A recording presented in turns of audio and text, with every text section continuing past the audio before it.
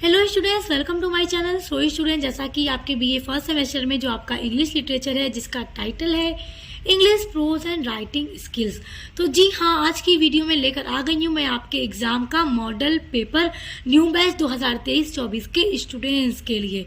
जो भी स्टूडेंट्स अपना इंग्लिश लिटरेचर पढ़ते हैं, न्यू बैच है 2023-24 का, तो उनका अब एग्ज़ाम स्टार्ट होने वाला है। तो आज की वीडियो में मैं आपके एग्ज़ाम का मॉडल पेपर आपको दिखाऊंगी, बताऊंगी। और ये एक सॉल्व्ड मॉडल पेपर है क्योंकि मैंने आपके इंग्लिश लिटरेचर की पूरी क्लास कंप्लीट करा दी है। आपकी 1 से लेकर 8 तक की यूनिट्स के अंदर जितने भी टॉपिक हैं पूरा नोट्स के साथ मैंने कंप्लीट करवा दिया है और उसकी प्लेलिस्ट बना दी है। तो इस तरह ये आपका एक सॉल्व्ड मॉडल पेपर है जिसमें आपको बताऊंगी मैं कि आपके एग्जाम में किस तरह से क्वेश्चंस आते हैं, कितने ऑप्शंस दिए जाते हैं, कौन से लिखना कंपलसरी है। तो चलिए स्टार्ट करते हैं और आपका मॉडल पेपर देखते हैं।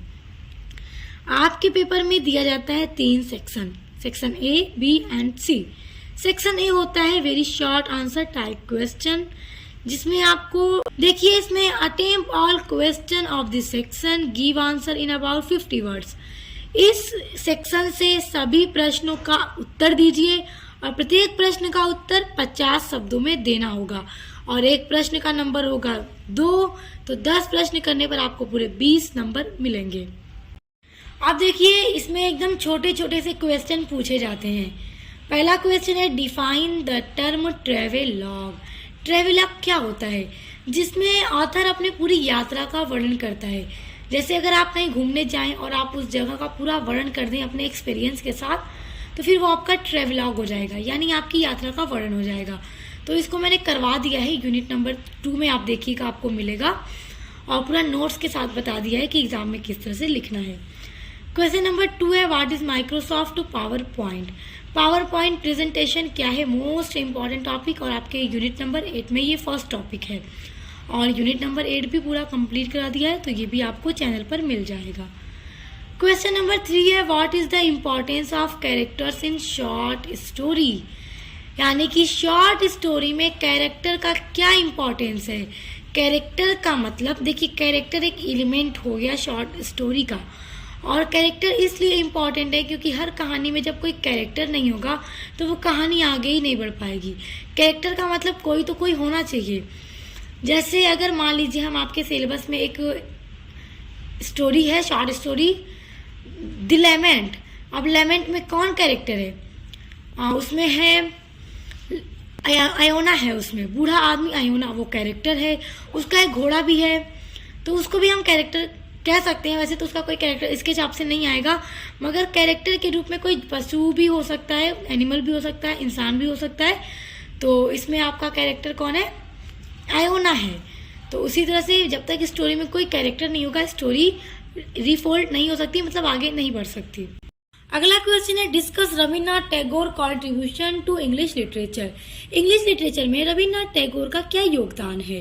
देखिए यूनिट नंबर 1 में आपके कॉन्ट्रीब्यूशन है कई सारे ऑथर्स के, उनमें रविन्द्रनाथ टैगोर का भी है और मैंने पूरा यूनिट नंबर 1 में जितने भी ऑथर्स के कॉन्ट्रीब्यूशन है पूरा कंप्लीट करा दिया है। तो रविन्द्रनाथ टैगोर का भी करा दिया है, आप लोग देख लीजिएगा। ये तो जरूर पूछे जाते हैं, चाहे फिर लॉन्ग में आए या शॉर्ट में आए, मगर आएंगे जरूर। फिर अगला है define the term memoir. Memoir का होता है जैसे हिंदी में स्मृति होता है ना, कि किसी यादों का पूरा वर्णन कर देना, वही आपका मेमायर होता है, यानी किसी मेमोरी का पूरा वर्णन कर देना। और जिसमें आपको ट्रेवलॉग मिलेगा यूनिट नंबर 2 में, उसी में आपको मेमायर भी मिल जाएगा।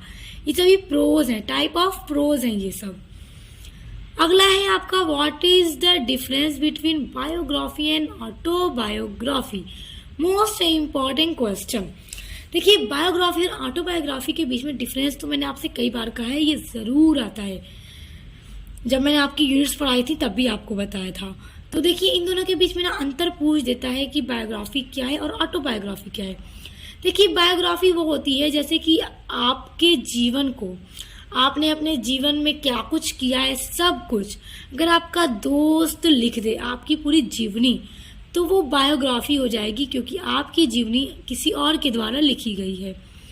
और ऑटोबायोग्राफी क्या है कि अगर आप अपनी ही जीवनी को अपने हाथों से लिख दें तो वो ऑटोबायोग्राफी है। तो इन दोनों में चीज़ें सेम ही हैं, बस इसमें दूसरा पर्सन लिखता है स्टोरी को आपकी, और इसमें आप खुद लिखते हैं। फिर अगला क्वेश्चन है व्हाट इज ब्लॉगिंग। ब्लॉगिंग एक ऑनलाइन राइटिंग का टाइप है, और ब्लॉगिंग बहुत इंपॉर्टेंट है, ये आपके पेपर में ज़रूर आता है, तो आप व्हाट इज ब्लॉगिंग ज़रूर देख लीजिएगा, ज़रूर आएगा। अगला है व्हाट इज एनेक्डोट। एनेक्डोट एक प्रोज डिवाइस है और आपके यूनिट नंबर 3 में ये है, और मैंने इसको भी कंप्लीट करवा दिया है। और देखिए define the term antithesis. Antithesis भी एक प्रोज डिवाइस है, यूनिट नंबर 3 में ये भी आपको मिलेगा। ये सब कुछ बहुत इंपॉर्टेंट है और वेरी शॉर्ट में सिर्फ इसी तरह के क्वेश्चन आते ही हैं, जैसे कि आपके प्रोज डिवाइस से आ गए, एलिमेंट ऑफ शॉर्ट स्टोरी से आ गए, टाइप ऑफ प्रोज से आ गए, इसी तरह से क्वेश्चन आएंगे। आप देख सकते हैं यहाँ पर 10 क्वेश्चन दे रहे हैं। आप देखिए अगला है what is the usages of humour and pathos in prose writing. अब देखिए ह्यूमर क्या है, पैथोस क्या है। ह्यूमर भी एक प्रोज डिवाइस है, पैथोस भी एक प्रोज डिवाइस है। तो आप देखिए यहाँ पर 10 क्वेश्चन दिए गए हैं, और सब कहाँ से लिए गए हैं, चाहे तो प्रोज डिवाइसेस से, चाहे एलिमेंट ऑफ शॉर्ट स्टोरी से, या फिर टाइप ऑफ प्रोज से। तो वहीं से आपके सभी क्वेश्चन आएंगे आपके वेरी शॉर्ट में। हाँ, ये हो सकता है कि पावर पॉइंट प्रेजेंटेशन आपसे लॉन्ग में भी पूछ दे, शॉर्ट में भी पूछ दे, तो उसको आप तैयार किए रहेंगे तो आपके लॉन्ग या शॉर्ट में आप लिख लेंगे। कंट्रीब्यूशन भी लॉन्ग या शॉर्ट में पूछ सकता है, तो भी आप उसको लिख लेंगे। मगर बाकी ये सारे जो क्वेश्चन आप देख रहे हैं यूनिट नंबर 2, यूनिट नंबर 3, यहाँ से क्वेश्चन वेरी शॉर्ट में ही आएगा, तो आप उसको तैयार कर लीजिए। आप आ जाते हैं आपके सेक्शन बी में। सेक्शन बी में आपको दिया जाएगा शॉर्ट आंसर टाइप क्वेश्चन, यानी कि लघु उत्तरीय प्रश्न। अब यहाँ पर आपको एक नोट दिया जा रहा है, attempt any 5 question from this section, give answer of each question in about 200 words. यहाँ पे आपको 8 प्रश्न दिए जाएंगे, जिसमें से आपको किन्हीं 5 प्रश्नों के उत्तर 200 शब्दों में लिखना होगा। अब देखते हैं आपके किस तरह के क्वेश्चन आपसे सेक्शन बी में पूछे जाएंगे। इसमें देखिए who saved Johnsy's life and how. Johnsy के जीवन को किसने बचाया और कैसे। तो किसने बचाया था, शॉर्ट स्टोरी मैंने आपको पढ़ाई है, जॉन्सी एंड शी वाली कौन सी स्टोरी है, the last leaf short story मैंने पढ़ाई है, जिसमें जॉन्सी एंड शी 2 दोस्त थी। जॉन्सी बीमार पड़ जाती है, न्यूमोनिया हो जाता है, और उसके जीवन को बचाता है एक बूढ़ा आदमी बेहरमैन, जो कि पेंटर था। अब किस तरह से बचाता है, इंटरेस्टिंग है बहुत स्टोरी, आप लोग पढ़िएगा, आपको बहुत अच्छी लगेगी। आप बस सोच जाएंगे कब एंड होगी और कब पूरा पता चलेगा किसने बचाया। तो पढ़िएगा, मैंने पढ़ा दिया है। फिर अगला है how does the house serve as a true friend and companion to Iona. अब ये देखिए आपकी शॉर्ट स्टोरी से ये भी क्वेश्चन है, द लैमेंट जो शॉर्ट स्टोरी है, जिसमें आयोना एक बूढ़ा आदमी था, कैब ड्राइवर। तो किस तरह से आयोना का घोड़ा उसके लिए एक ट्रू फ्रेंड बनता है, किस तरह से। कंपेनियन मतलब आप साथी भी कह सकते हैं, जिसकी कंपनी आपको मिलती है, जैसे साथ रहने वाले। तो किस तरह से उसका घोड़ा उसके लिए उसका ट्रू फ्रेंड बनता है, क्योंकि आयोना एक बहुत दुखी इंसान था, उसके पास कोई व्यक्ति नहीं था अपने जीवन की सच्चाई जानने के लिए, अपने दुख को बयान नहीं कर पाता था ये किसी से, जिसको भी बताना चाहता था कोई नहीं सुनता था। फिर एंड में आकर वो अपने घोड़े को ही अपनी पूरी बात बताता है और अपने दिल की हर बात अपने घोड़े को ही सुनाता है। तो इस तरह उसका घोड़ा उसके लिए एक ट्रू फ्रेंड साबित होता है।